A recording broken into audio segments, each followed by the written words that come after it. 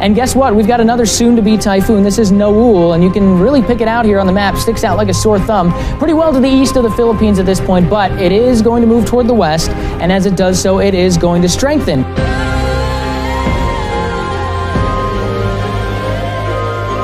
But the damage, as you can see there, already done. This is what a foot of rain can do in just 3 short hours. Floodwaters swept 5 people to their deaths when their vehicles got trapped.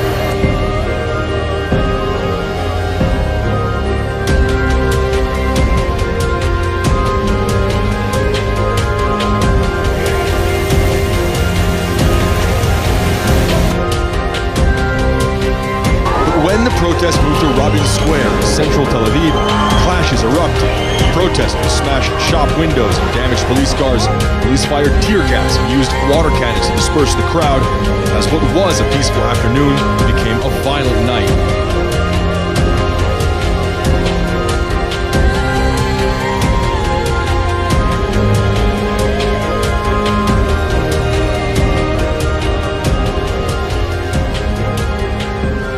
Is the story that has everyone talking tonight, and our team is in place to cover it. Chief Meteorologist Bill Steffen has been breaking news on WoodTV.com since the quake happened, and Tom Hillen is in Galesburg at the very place where the quake originated, just miles away from the epicenter. It is the largest quake to ever hit in West Michigan in decades. The epicenter is in Kalamazoo County. That's about 5 miles south of Galesburg.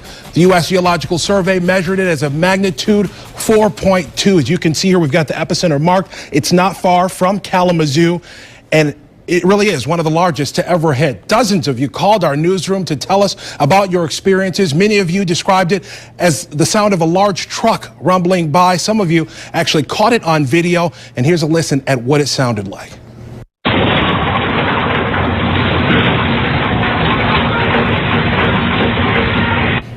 And we got that video there from a fitness center in Kalamazoo. It shows the computer shaking. The employee there, you see, gets kind of concerned about what's going on. The surprising thing about all this is just how many people, despite it being here in West Michigan, identified it as an earthquake right away. Let's get out live to the epicenter of the quake right now. Not far from it is 24-hour News 8's Tom Hillen. He is near Galesburg with a look at what emergency officials are asking folks to be on the lookout for. Tom, good evening. Well, good evening to you, Leon. The good news out of all this, no reported injuries and only minor structural damage like you can see here at Checkered Pass Cycles. These cracks running along this wall here. I spoke with the owner. He says these were not here before today.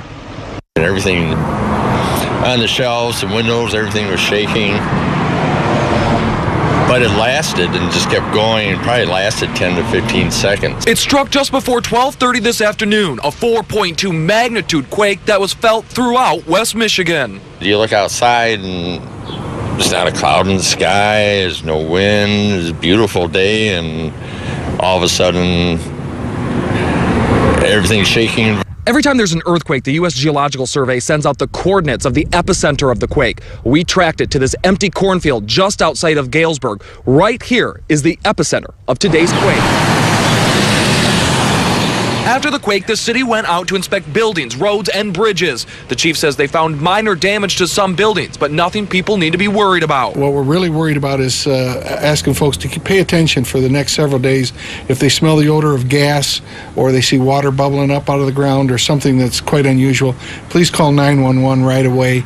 Many today described more than the shaking. It was the noise, which sounded like a freight train, many said, that left them a little unsettled.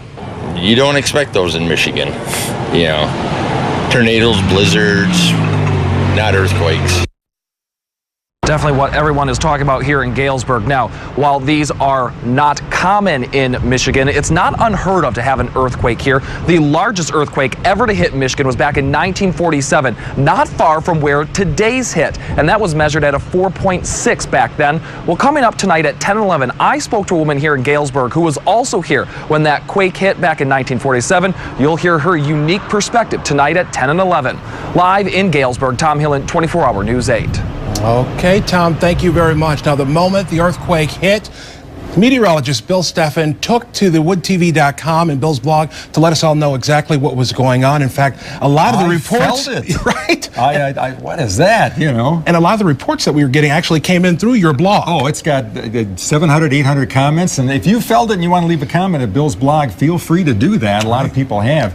This is the strongest earthquake, Tom mentioned, since 1947 that's been centered here in southern Michigan. And that's before I was born, so that was a long time ago. Now, some of you remember an earthquake, a smaller one we had, 3.4 magnitude. That was back September 2nd, 1994. That one was centered just northwest of Lansing, though it was felt in Grand Rapids. Now, while we have a very rare occasion felt an earthquake centered in another state, the largest earthquake ever centered here in Michigan was on August 9th, 1947, and that had a magnitude of 4.6, a little bit bigger than this one. That quake was centered very close to where today's quake was centered. Now, we may very well have a few aftershoots. If you have a 4.2 earthquake, the biggest aftershock that you get in our area here is would probably be too small to notice, so it really wouldn't amount to very much. Another question that people have been asking me is about fracking or hydraulic fracturing, if that had anything to do with this. We've checked the DEQ maps on that, and of course a lot of people concerned about that because down in Oklahoma they have linked some earthquakes to the fracking process. But there are no wells, as the map shows right here, that have been fracked in Kalamazoo or Calhoun. There's really no active drilling going on there at all. The nearest active drilling is in Hillsdale County, and there's a capped well up in Ionia County, and that's it. So fracking not an issue here. This earthquake was felt in 5 states and Canada, as far east as Cleveland, as far west as northern Illinois, southern Wisconsin. Fortunately, no injuries and just a few things knocked off of walls and store shelves. It's interesting watching the tweets on the earthquake today. Galesburg has become tweet famous. Pretty amazing. Leon, an interesting day here in West Michigan. Yeah, no doubt, Bill. Now, what is the likelihood, if you can estimate, that we actually do have a significant earthquake where we would actually see damage or injuries? Is that possible with our setup here? One of the things that we have to watch is some very major earthquakes occurred back around 1811, 1812 in southeast Missouri. Those earthquakes are strong enough to change the course of the Mississippi River and to ring bells in Boston that far away. They were certainly felt here. Those earthquakes would be a little bit more significant than what we felt today. So if we ever get an earthquake down in that area, that would be something that we'd have to watch out for here.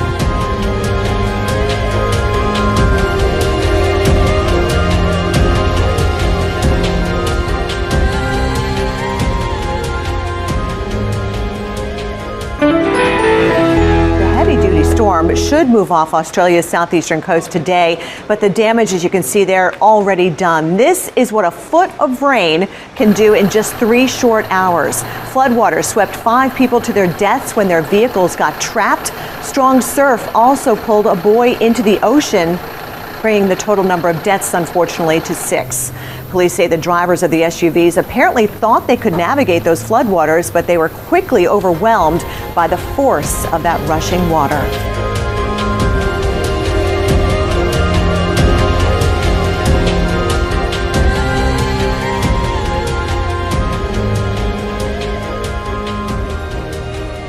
The USGS reports a total of 7 earthquakes. 6 were centered just south of Concord on the little-known Concord Fault, which slices under central Concord.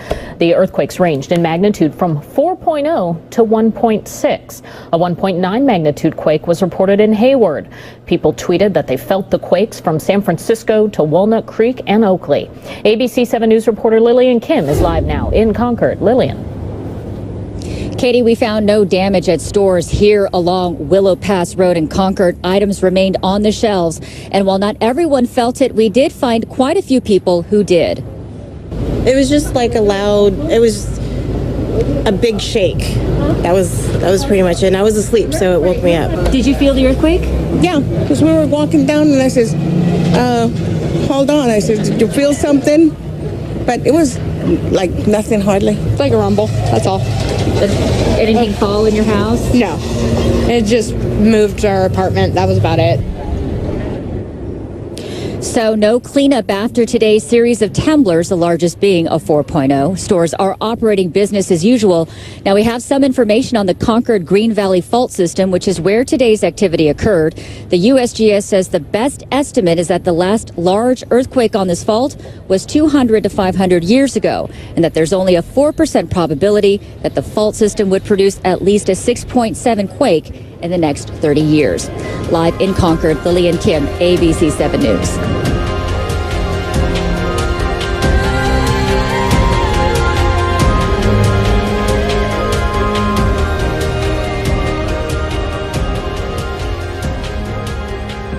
I'm standing here literally on the highway, one of the main highways leading from Tel Aviv to Jerusalem.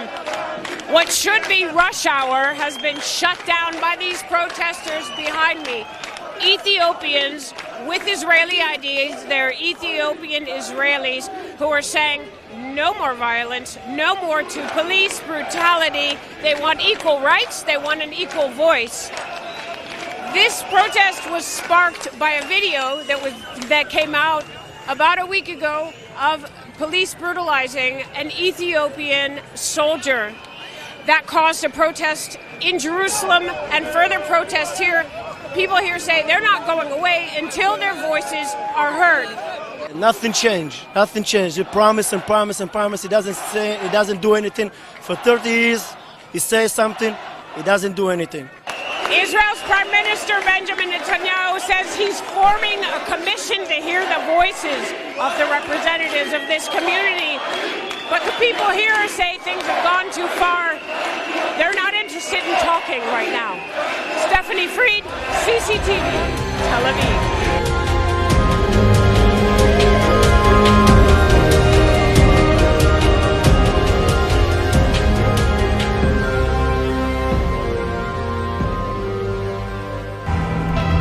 You know, out in the Pacific, things are just about always active, especially in the Western Pacific as far as hurricane activity, typhoon activity. And guess what? We've got another soon-to-be typhoon. This is Noul, and you can really pick it out here on the map. Sticks out like a sore thumb. Pretty well to the east of the Philippines at this point, but it is going to move toward the west, and as it does so, it is going to strengthen quite a bit. Now, the cone of uncertainty is still pretty wide as far as the storm goes. That's going to be the big question. Will it make landfall? By the time we get to the weekend, it's certainly going to be a strong storm. It'll be close to the Philippines, but how close does it get? Still yet to be determined. We'll watch it closely and we'll keep you updated.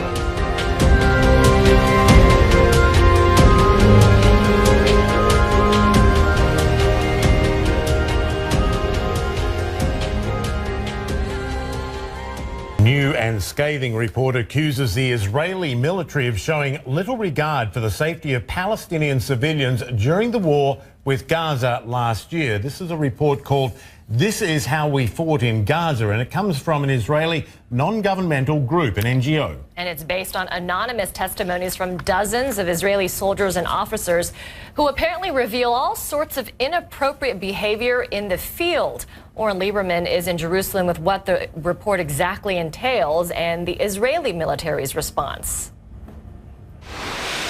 A shocking report coming out of Israel tonight about Operation Protective Edge, more commonly known as the Gaza War, a 50-day war last summer that left large parts of Gaza in ruins. It was a battle, a war between the Israeli military and Hamas. The report comes from Breaking the Silence, a left-wing NGO that is no stranger to controversy. The report is called This Is How We Fought in Gaza. Report organizers interviewed 60 soldiers who fought in Gaza anonymously, some of them soldiers or some of them officers, and collected their accounts, collected their testimonials of what it was like on the ground. And the allegations are certainly disturbing. Let me read you a few short parts of what the report alleges happened on the ground. The report alleges there was indiscriminate fire against civilians and, quote, a massive and unprecedented harm to the population and the civilian infrastructure in Gaza. The report goes on. It's a 240-page report that goes into detail and many of these allegations, including commanders who called for, quote, brutal and unethical conduct. As you can imagine, it is an incredibly controversial report, and the IDF, the Israel Defense Forces, essentially the Israeli military, issued their own response. The IDF says they've looked into allegations, they've welcomed any allegations of misconduct on the part of officers or on the part of soldiers, and they've conducted these investigations, and if they felt they got to that level, they went to the Military Advocate General. So let me read you a short part of the response here. It says, quote, today, as in the past, the organization Breaking the Silence has been asked to provide any evidence or testimony related to IDF activities prior to publication in order for genuine investigations to be carried out. Unfortunately, as in the past, Breaking the Silence has refused to provide the IDF with any proof of their claims. So a very stinging report, a very poignant report coming out tonight, very serious allegations in this report, the IDF responding. Certainly a lot of controversy surrounding the report, but a very detailed report that's worth looking into, and we'll hear a lot more about it, I suspect, in the coming days. Oren Lieberman, CNN, Jerusalem. And CNN political commentator Peter Beinart comes to us now from CNN New York. He is a contributing editor at Atlantic Media and a senior fellow at the New America Foundation. Peter, great to see you. Obviously, very disturbing allegations in this 240-plus page report. I want to first get your take on what we're hearing about it. Well, it's not surprising the Israeli military would respond the way they do.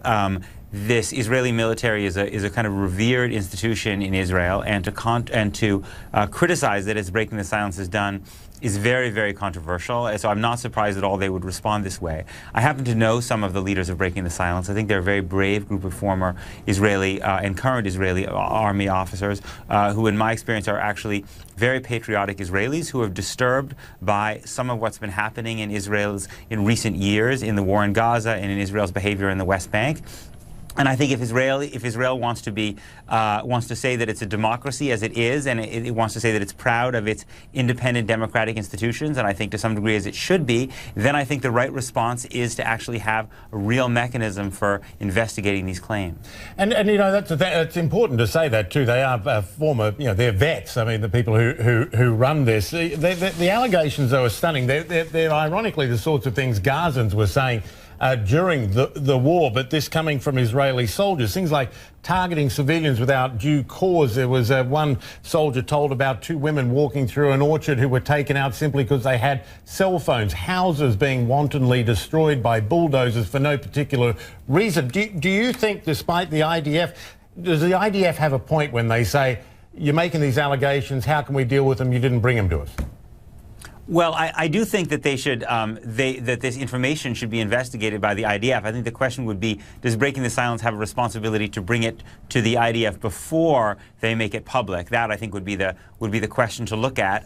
You know, the main point, as I understand it, of this report is that the rules of engagement were changed, and so that freed soldiers to be more liberal in their use of fire, even against people who were likely to be non-combatants than they had before. I don't think anyone would suggest that this is an easy situation to be in for any soldier, nor do I, as an American, think that the United States military necessarily would do any better job than Israel did. It's an extremely difficult circumstance whenever you're a soldier fighting against people who are in amongst a civilian population, and indeed who are taking cover among that civilian population. But I do think that, again, if you're a democracy that holds yourself to a high standard, as Israel does, and Israel says that it's very important that the IDF holds itself to high ethical standards, then indeed you should welcome this kind of scrutiny because you want to have the most ethical military you possibly can. Peter, you said that you spoke with some of the leaders from this NGO, Breaking the Silence.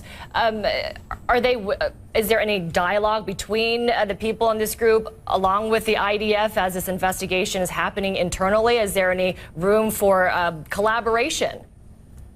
I haven't talked, I don't know the answer specifically. Again, these are people who are former, current soldiers, and I think they are constantly in dialogue with a lot of people in the Israeli Defense Forces. I think they are generally pessimistic about the efficacy of internal Israeli investigations, but I think one of the purposes of this kind of effort is in fact to prompt those kind of investigations and to prompt a broader conversation about what happens in Israeli society. And I think this is something which is not dissimilar to things that have happened in the United States. You know, people go off to war and they come back having seen horrible things, even done horrible things, with a lot of secrets. And it's very important for a society, although it's very painful. This is what John Kerry did when he came back from Vietnam and testified before Congress about some of the things that he had seen U.S. soldiers done in Vietnam. It's what happened with Abu Ghraib, with American soldiers in Iraq. It is not at all unpatriotic. I think it is actually very patriotic to say, these are the things we have seen. We want to hold our country, our government, our military to a higher standard. And briefly, Peter, I mean, as you say, it's basically a whistleblower group. I mean, all these soldiers can come along and give testimony, and it's just put out there if they feel bad about things they've seen or have taken part in. But in your experience reporting on Israel, have they affected any change? Well, I think that it's a difficult environment in Israel politically ever to criticize the IDF, Israel is, the politics in Israel have been, you know, fairly dominantly on the right in recent years. So it's not an easy thing, but I don't think you can judge the importance of this or the value of this simply by whether, you know, breaking the silence would win a public opinion poll. Often, especially during times of war, critics of a government's policy and critics of the military from inside can be often very, very unpopular. But that in some ways is precisely why it's so important for them to tell uncomfortable, difficult truth.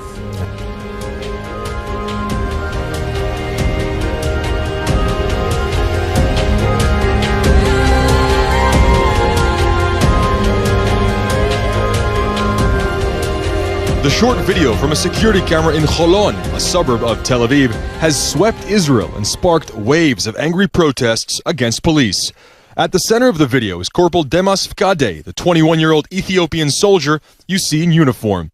He says he was trying to reach his house just a block away when police stopped him from crossing the street. There's no sound on the tape, so it's not clear what either party said, but Fkadeh says he was asking for permission to cross when the police officer grabbed his bike. Fkadeh says he urged him not to use force, but by then, another officer joined. You can see Fkadeh pushed to the ground and held down. There's no way to explain the feeling. Only God and I know how I felt, he says. First of all, it's degrading because you're a soldier who is serving the country. You're giving all of yourself, and it's degrading. Moments later, Fkadeh gets to his feet. He's seen picking up a rock. He eventually puts it down, and the situation appears to quiet down. Israeli authorities say both officers have been dismissed. The incident is still under investigation.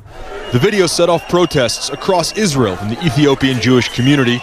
Nearly 1,000 demonstrators gathered in Jerusalem on Thursday night, followed by hundreds more on Sunday in Tel Aviv. Protesters blocked off major streets in Tel Aviv, snarling traffic during rush hour. Still, it remained peaceful. But when the protests moved to Rabin Square in central Tel Aviv, clashes erupted. Protesters smashed shop windows and damaged police cars. Police fired tear gas and used water cannons to disperse the crowd, as what was a peaceful afternoon became a violent night. Authorities and Ethiopian leaders urged restraint, but it was well past midnight when the final protesters left Rabin Square.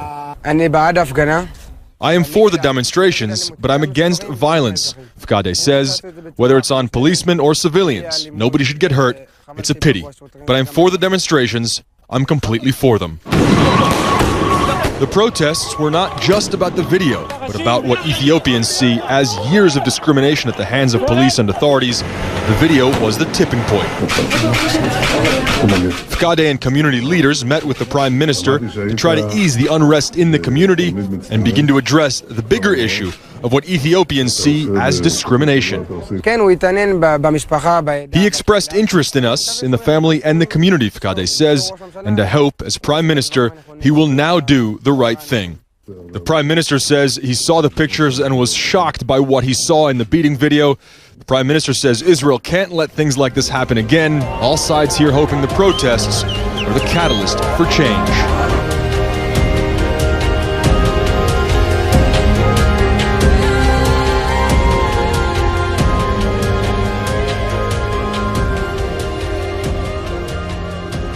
The U.S. military in Nepal is also using helicopters to conduct reconnaissance trips in an effort to identify remote areas in need of relief.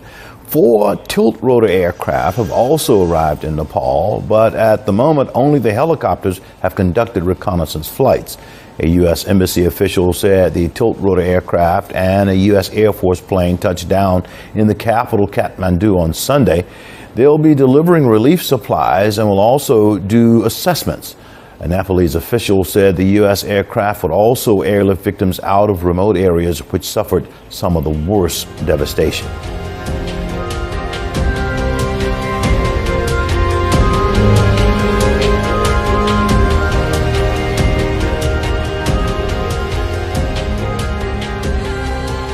There in New York and take you to Baltimore, and the irony of this is incredible. We're almost exactly 1 week away from when things really deteriorated at this very intersection. This is in Baltimore, and this is a live picture from the area close by there, that same scene of Pennsylvania and North Avenue, where there's been some sort of a scuffle or an altercation or some police intervention. What we do know is that a large phalanx now of police officers, Baltimore City police officers, some of them also wearing that body armor that we have come to see so many times, on the other side of the street there, continuing to hold back a smallish crowd that has gathered. But this is something that's going on. It's very hard for us. Our Brad Bell, by the way, is on the scene, and we're standing by to get confirmation from him, but as you might expect, details are hard to come by, and we'll continue to watch this situation for you very carefully.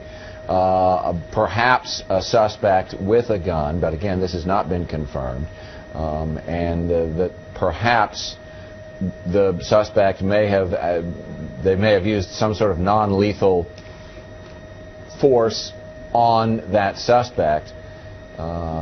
Apparently there is a video of a person being put into an ambulance.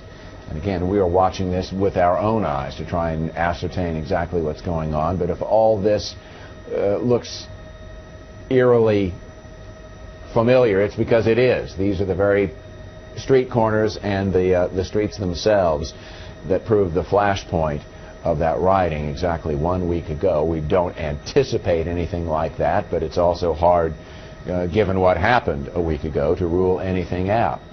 But in the meantime, as we've showed you now, there's a significant police presence there, in this case blocking off the street, and what is obviously a police investigation going on in front of one of those row houses with storefronts out in front.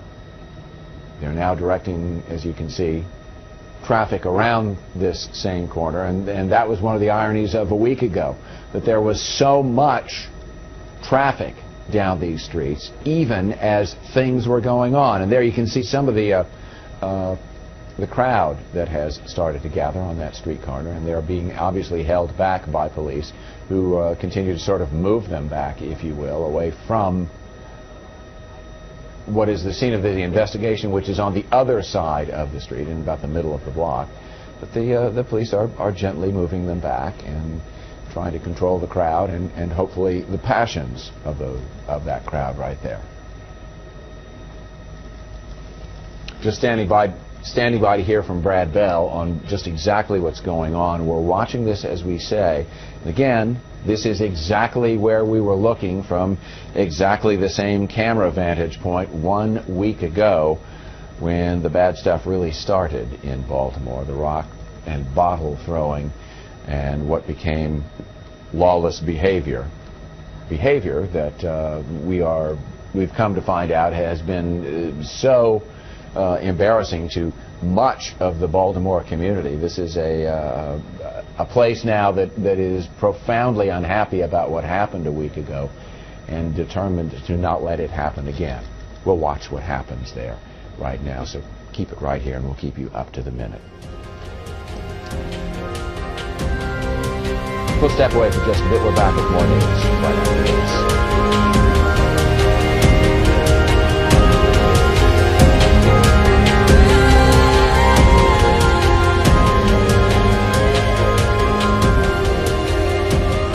I ain't sweating nobody shot. You saying something, I want nobody shot. Listen.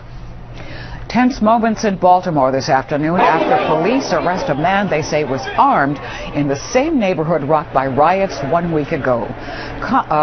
Complicating things, many witnesses heard a gunshot and thought police had shot the man. Maryland Bureau Chief Brad Bell arrived on the scene minutes after the arrest. He's here with what really happened and how the community is recovering from a week of tension. Brad? Yeah, Maureen, this happened just down here on North Avenue, really the exact same spot from where police started chasing Freddie Gray on April 12th. That chase leading to the death of the young man, which touched off all of this tension. This afternoon, you're right, people thought that officers had shot a man. That was not the case, but it touched off a big, angry mob on a day everyone else was hoping things would get back to normal. Today is the day the National Guard is pulling out of Baltimore. The only soldier we see on the streets is taking pictures. A once looted mall is crowded with customers, albeit under the watchful eye of more than a dozen police. A burned-out drugstore is being evaluated by a corporate team. People are hoping for normalcy. Yes, I think they should open because the people in the neighborhood need them. But I'm also happy to see that things are getting back to normal around here. And then it happens. Tensions flare anew. The guy had a gun. Let them all know. I want to talk to him. Police apprehend a man with a gun. As the suspect drops his revolver, it fires. Nobody is hit, but a national cable network wrongly reports police shot the man. An angry crowd gathers until officers are able to lower the temperature. Gentleman had a gun. The officers were approaching him to try to arrest him for having that gun. He tried to throw the gun away, and the gun went off. He was throwing his gun down, and the gun went off. No police officer shot anybody. Now, this all happened about 2.5 hours ago, just where you see that group of people standing in front of that yellow and red awning at that grocery store. You can see things have returned to normal here. The police pulled out very quickly. Why are they so tense? Well, this is where all the rioting started, where that looting happened at that CVS store, which is just down the block. Police have pulled out. The crowd has dispersed. There is hope that peace will remain in effect here in Baltimore. In Baltimore, Brad Bell, ABC 7 News.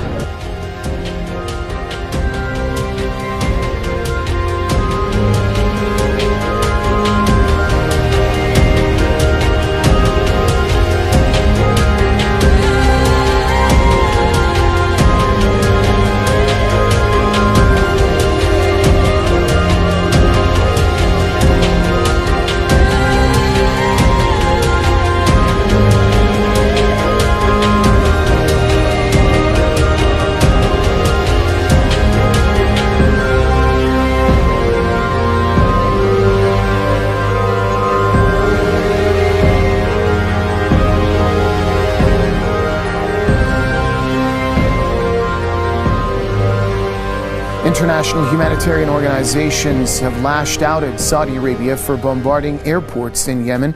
In a joint statement released on Monday, the Red Cross and Doctors Without Borders expressed serious concerns about Saudi attacks on airports across the poorest Arab country. They described airports as essential civilian infrastructure and called for an end to Saudi air raids. They also said it's necessary to establish safe channels to send humanitarian supplies to the war-torn nation.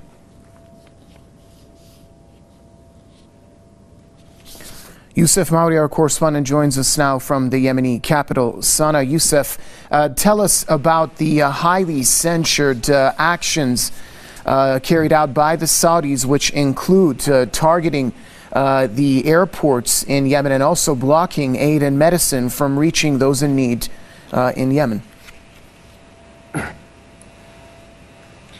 Yes, unfortunately, over the past month and a half of these Saudi airstrikes, at first the Yemeni people, their most concern was about the airstrikes killing innocent civilians throughout the country. However, it's sad to say that now the people are more worried about going hungry and falling into this humanitarian crisis, and panic is most likely to ensue within the Yemeni people, within the Yemeni society. And the Yemeni people, they're not that much more worried about the airstrikes because unfortunately they're afraid of going hungry. There's no fuel, there's no gas. There is a 24 power outage daily. The situation continues to grows worse by the day. There's barely any cars in the streets. There are barely any taxis, buses to transport people to work, to transport people to the areas which they have to go to. And this is something which is just getting worse by the day. And what's even worse is that Saudi Arabia continues to target Sana'a International Airport, with which human rights organizations have stated is the main channel for necessary supplies to come into Yemen, to be imported to Yemen by human rights organizations and foreign nations who want to help alleviate the humanitarian and economic deterioration here in the country.